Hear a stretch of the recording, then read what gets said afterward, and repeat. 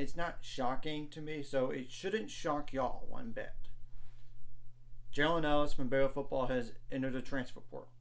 Remember, the transfer portal period has started again, and it started 2 days ago on April 15th, and it's going to last for 15 more until April 30th. So, but here's the deal about Jaylen Ellis. First of all, it has never panned out for him. He's dealt with injuries in the past. I mean, in that game that he played at a high school, like a big game like the All-American Bowl, he tore his ACL, I believe. He for sure got injured and just never panned out. In the state of Texas, he was number 57 overall out of high school in the class of 2019. Number 55 wide receiver in the country and 457 in the nation as a 3-star recruit. But I'm going to go over his stats at Baylor, and it's not really that much this past year. I mean, 3 receptions for 154 yards with 1 touchdown. He's a nothing. That was nothing.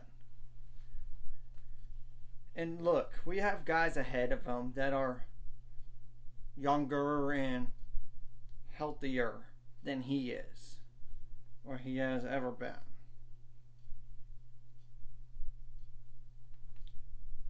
But I want to see on the other stats as well what he has done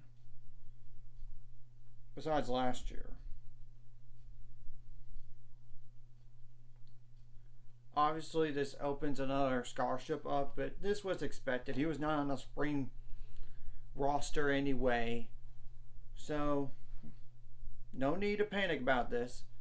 And look, we could always add players. We have scholarship room. We definitely need to look at the defensive back position, safety, and corner. I would dare to say that for sure. He's a redshirt junior this past year. So, and he only has totaled 6 receptions in his entire career.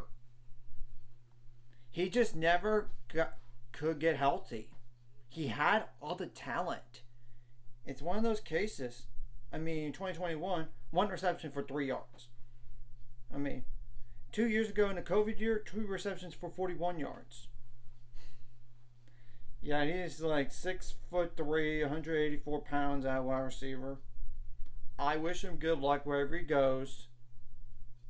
And hopefully he doesn't have injury issues but going forward. But we need some more room in order to add guys at a position of need, like cornerback and safety, like I said. Offensive line, if we have enough room for that. Maybe even, I know we're talking with a potential like edge rusher too. So that's just an example, like right there, just a defensive line, just to get more room. And he's only played like in 5 games, I believe, in his. And as a junior in period 2 games the year before, and 9 games in 2021. So, of course, redshirt year, he didn't see any games.